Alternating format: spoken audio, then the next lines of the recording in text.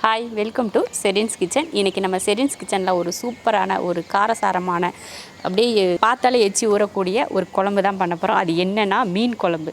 மீன் குழம்புனாலே பொதுவாக நான்வெஜ் சாப்பிட்றவங்களுக்கு ரொம்ப ரொம்ப பிடிக்கும். அந்த மீன் குழம்பு தான் இன்றைக்கி பண்ண போகிறோம். அதுவும் நெத்திலி மீனில் குழம்பு பண்ண போகிறோம். ரொம்ப ஈஸியான முறையில் ருசியான ஒரு மீன் குழம்பு எப்படி பண்ணலாம் அப்படிங்கிறத பார்க்கலாம்.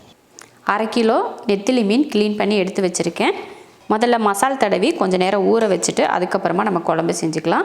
ஒரு 1/2 ஸ்பூன் அளவுக்கு மிளகாத்தூள், கொஞ்சம் மஞ்சள் தூள், தேவையான உப்பு. அளவுக்கு அதிகமாக உப்பு வேணாம், ஏன்னா நம்ம குழம்புலையும் உப்பு சேர்ப்போம் இல்லையா, அதனால் பார்த்துட்டு உப்பு சேர்த்துக்கோங்க கம்மியாகவே.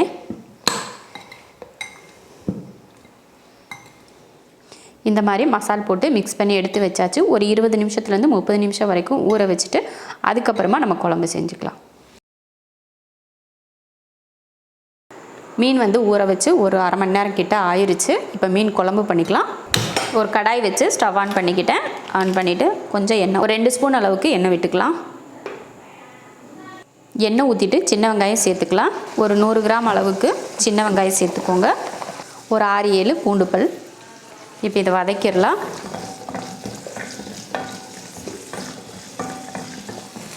பாருங்கள், வெங்காயம் இந்த அளவுக்கு வதங்கினதுக்கப்புறம் இதில் தக்காளி சேர்த்துக்கலாம். 2 தக்காளி நான் சேர்த்துக்கிறேன். மீடியம் சைஸில் 2 தக்காளி. இதையும் வதக்கிக்கலாம்.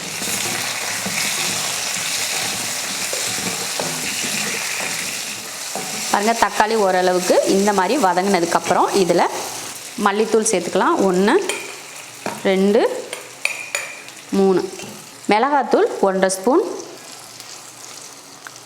கொஞ்சம் மஞ்சள் தூள். இப்போ இதையும் அந்த எண்ணெயில் வதக்கிக்கலாம். அடுப்பை சிம்மில் வச்சுக்கோங்க. சிம்மில் வச்சுட்டு வதக்கிக்கோங்க.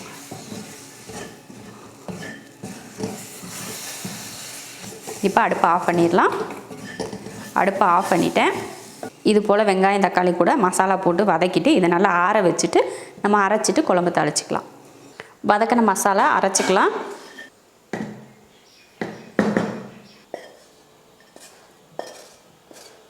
இதை அரைச்சி எடுத்துக்கலாம். ஸ்டவ் ஆன் பண்ணிவிட்டு எண்ணெய் ஊற்றிக்கலாம். எண்ணெய் காஞ்சதுமே கொஞ்சம் வெந்தயம் சேர்த்துக்கலாம். வெந்தயம் பொரிஞ்சதுமே கருவேப்பிலை, சின்ன வெங்காயம், 100 கிராம் சின்ன வெங்காயத்தை இது போல் பொடியாக கட் பண்ணியிருக்கேன், அதையும் சேர்த்துக்கலாம். அப்புறம் ஒரு 6-7 பூண்டு பல், அதையும் பொடியாக கட் பண்ணியிருக்கேன். வதக்கிறது நல்ல பொன்னிறமாக வர வரைக்கும் வதக்கிக்கலாம். வெங்காயம் பாருங்கள், வெங்காயமும் வெள்ளை பூண்டும் இந்த அளவுக்கு வதங்கினதுக்கப்புறம் நம்ம அரைச்சோலையா அந்த மசாலா இதில் சேர்த்துருவோம்.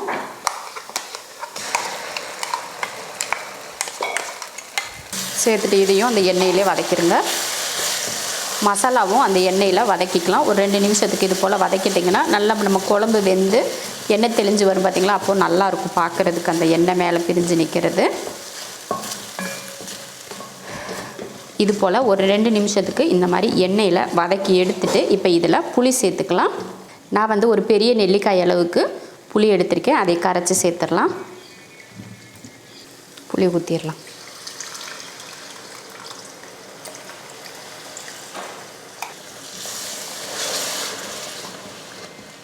புளி ஊற்றி நல்லா கலந்தாச்சு. இப்போ குழம்புக்கு தேவையான தண்ணியெல்லாம் சேர்த்துருவோம். நம்ம மிக்சியில் அரைச்சோம் இல்லையா, மிக்சி ஜாரை கழுவி தண்ணி இதில் சேர்த்துருவோம். குழம்புக்கு தேவையான தண்ணி, தேவையான அளவுக்கு உப்பு. நம்ம மீன்லேயும் உப்பு போட்டு தான் கலந்து வச்சுருக்கோம், அதனால் பார்த்துட்டு உப்பு சேர்த்துக்கோங்க. அவ்வளோதான், மசாலையெல்லாம் கலந்தாச்சு. இப்போ இதை மூடி வச்சிடலாம். மூடி வச்சு ஒரு 5 நிமிஷத்துக்கு வேகட்டும். அதுக்கப்புறமா எடுத்து மீன் போட்டுக்கலாம்.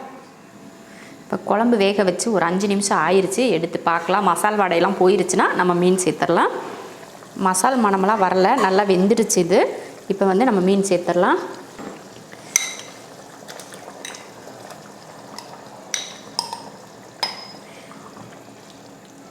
சும்மா போட்டதுக்கப்புறமா கலந்து விட்டுருக்கக்கூடாது. இந்த மாதிரி போட்டதுமே லைட்டாக மட்டும் இந்த மாதிரி பண்ணி விட்டுட்டு இப்போ மூடி வச்சிடலாம்.